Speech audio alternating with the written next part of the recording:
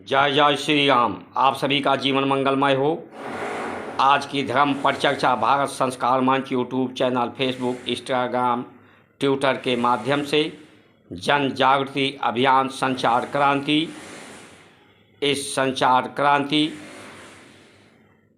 धर्म प्राणता, धर्म मार्ग प्रशस्त हो, सबके जीवन में धर्म का महत्व हो, धर्म मार्ग को लोग अपनाएं, धर्म के सहचर अनुचर अनुगामी बने।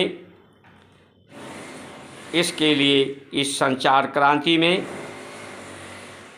सनातन धर्म, भारत की संस्कार संस्कृति का उत्थान से ही सभी समस्याओं का समाधान।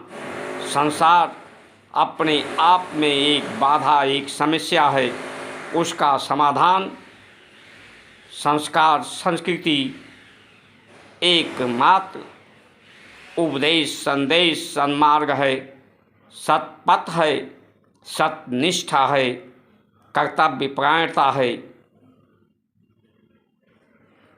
सरोकार, सद्भावना, सहयोग की भावना, संयोग पैदा करता है, जो हर परिवार में सुख शांति, सब स्वस्थ रहें, सब सामर्थ्यवान हो, सब में सौहार्द हो, विश्व में शांति हो, हर परिवार घर में शांति हो।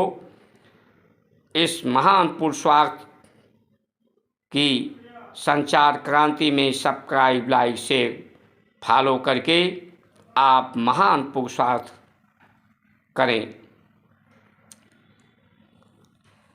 भगवत और भागवत की महात्म को समझने का प्रयास करें। सुदामा जो फाका करते थे, व्रत उपवास जिसके जीवन में था, जिनका जीवन में व्यय कम था, न्यून से न्यून व्यवस्थाओं में जीवन यापन करते थे, ऐसे सुदामा चरित्र के भगवान कृष्ण ने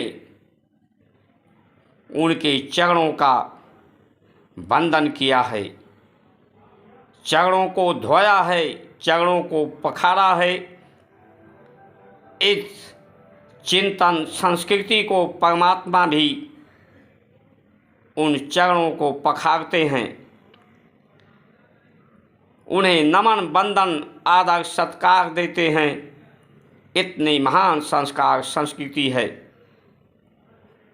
सुदामा जी ने भी भगवान से कुछ मांगा नहीं, अपनी हीनता को दर्शाया नहीं, उनके समक्ष अपनी हीनता को प्रकट नहीं किया। भगवान से भी मांगने की हमारे यहाँ संस्कार संस्कृति नहीं, तो औरों से मांगने की क्या बात करें। और भगवान श्री कृष्ण ने भी सुदामा के सम्मुख कुछ देने का प्रयास नहीं किया, क्योंकि देने का प्रयास करते तो सुदामा में हीन भावना आती, हीनता आती, हीन भावना से ग्रसित हो जाते।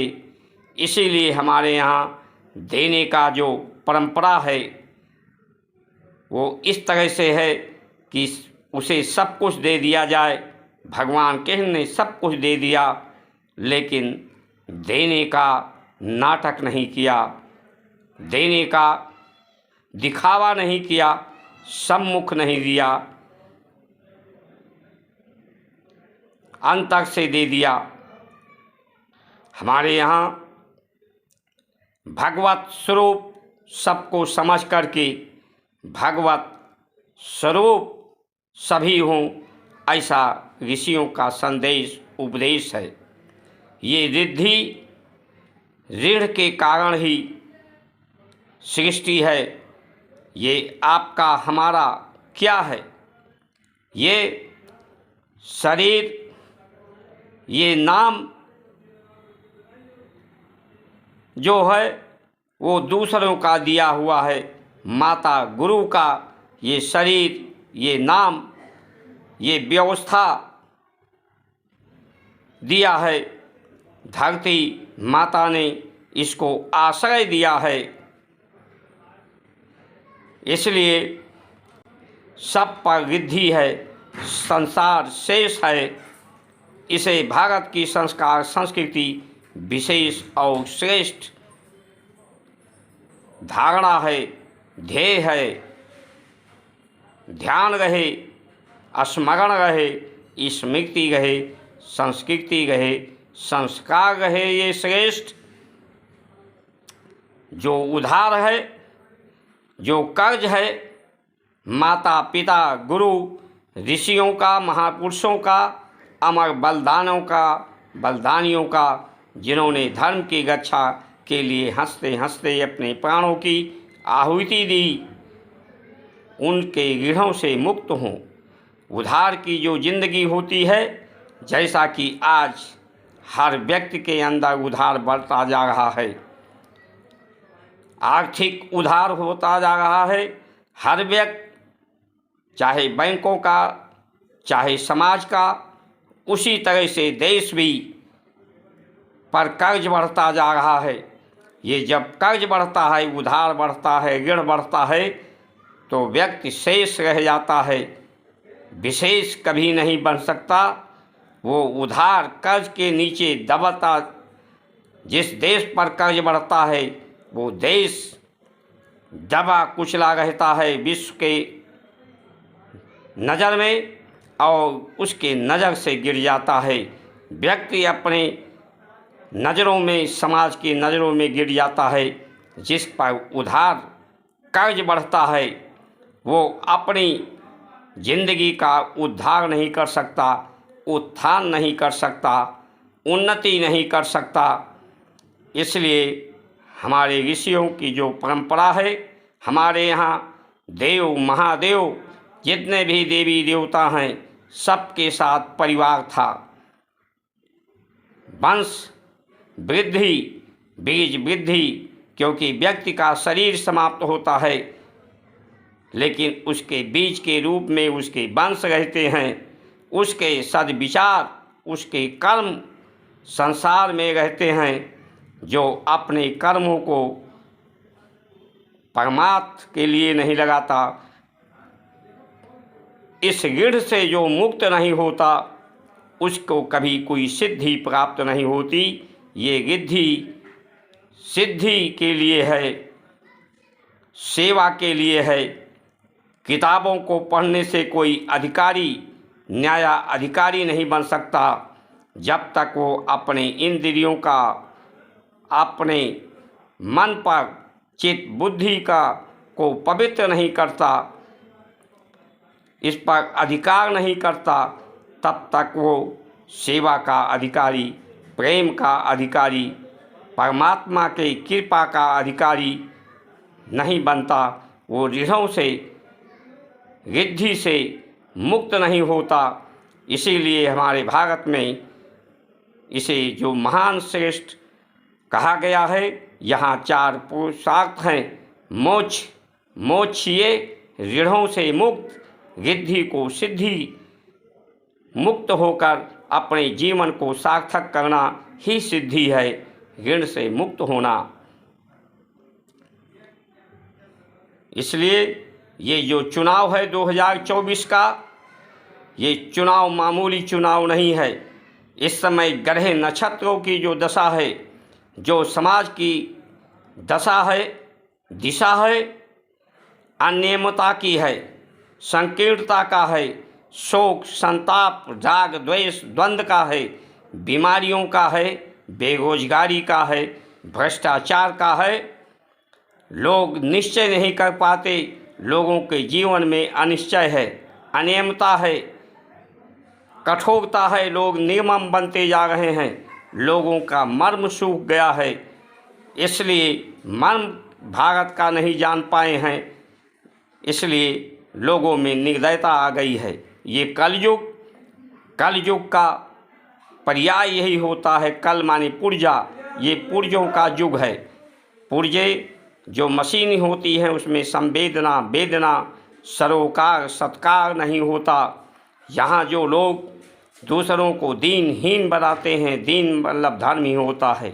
जो धर्म से हीन होते हैं वही दूसरे को हीन बनाते हैं। जो हीन भावना से ग्रसित होते हैं, जो हीन भावना से ग्रसित होते हैं, दूसरे को जात पात भाषा लिंग के आधार पर बांट करके हीन भावना भरकर उनसे जीवन छीनना चाहते हैं, जीवन के मार्ग से विचलित करना चाहते हैं, सन्मार्ग से विचलित करना चाहते हैं, देश को अस्थिर और कमज़ोर करना चाहते हैं। ऐसे लोगों से सावधान होने की आवश्यकता है। हमारे यहाँ सब दीन बंधु हैं, जो देने वाले हैं वही बंधु हैं, और जो अपने मन चित्त बुद्धि के नाथ हैं, मालिक हैं, वही स्वामी हैं। यहाँ पर कोई भी ऐसा नहीं जो दाता नहीं है। जिसके पास मनुष्य का जीवन है, समय है, वो कोई समय दान देता है, कोई श्रम दान देता है, कोई आशीर्वाद देता है, कोई सत्कार देता है, कोई आदर देता है, कोई शुभकामना देता है। यहाँ हर व्यक्ति टैक्स दे रहा है। उसी टैक्स से ये जो नेता अधिकारी हैं चकाचौंध जिंदगी जी रहे हैं, और जो दाता है उसी को गरीब बता रहे हैं, भ्रमित कर रहे हैं, भय दिखा रहे हैं। ये जो मशीनी युग है, इसी के कारण इसके अंधाधुंध प्रयोग, परमाणु बम, मशीनरी युग, जो युद्ध के रूप में मशीनों का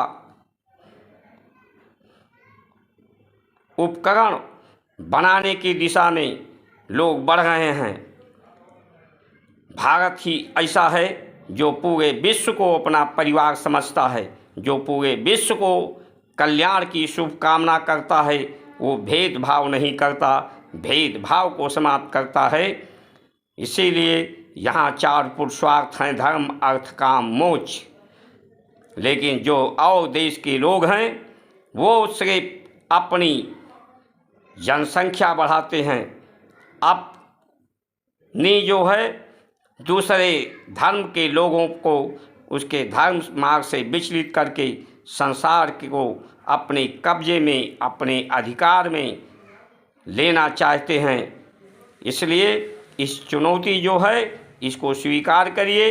जो धर्म मार्ग को प्रशस्त करे, जिसके अंदर धर्म प्राणता हो, सत्यनिष्ठा हो, कर्तव्यपरायण हो, जो स्वयं ईमानदार, समझदार, जिम्मेदार है, यही आपके पास है। आपका तो कुछ भी नहीं है। ये तन भी, ये मन भी, ये संसार भी परमात्मा का है। यही आपके पास एक ईमानदारी है। यही जो आप सब कुछ परमात्मा को सौंप दें, सब परमार्थ में लगा दें, सब परम गति में लगा दें, पूरे संसार को भगवत स्वरूप समझकर उसके साथ आदर, सत्कार, शुभकामना, आशीर्वाद, सेवा, सहयोग, प्रेम करें, जिससे सभी की जीवन में उन्नति आए, जीवन से सभी को उद्धार हो, सबका कल्याण हो, सब में सौहार्द हो, सब स्वस्थ रहें, निरोग रहें। निरोग काया ही सबसे बड़ा सुख है। आज के समय में सबसे ज़्यादा समस्या यही है। बीमार 80% लोग किसी न किसी बीमारी से ग्रस्त होते जा रहे हैं। हमारे ऋषियों ने जो व्यवस्था दी, ऋषि हमारे मामूली व्यवस्था झोपड़ियों में रहते थे, लंगोटी में रहते थे, तब भी उनका दीर्घायु था, उनके अंदर पौरुष था, पुरुषार्थ था, उत्तम जीवन था, उत्तम जीवन शैली था। तो यहाँ पर कोई किसी को दीनहीन न बताए, सबको भगवत स्वरूप होने का अनुभव कराए।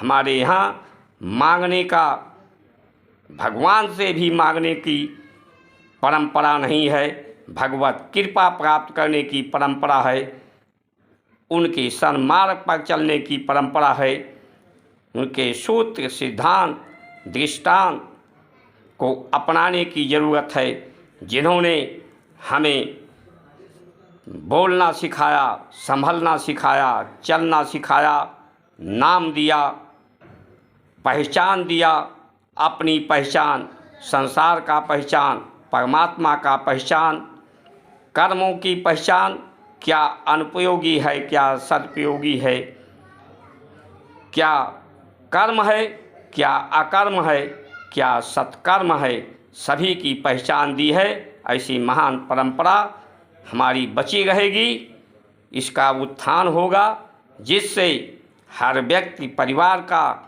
हमारे देश का ही नहीं पूरे विश्व का कल्याण होगा। इन्हीं वचनों के साथ आप सभी की सुमंगल कामना करते हुए जय जय श्री राम।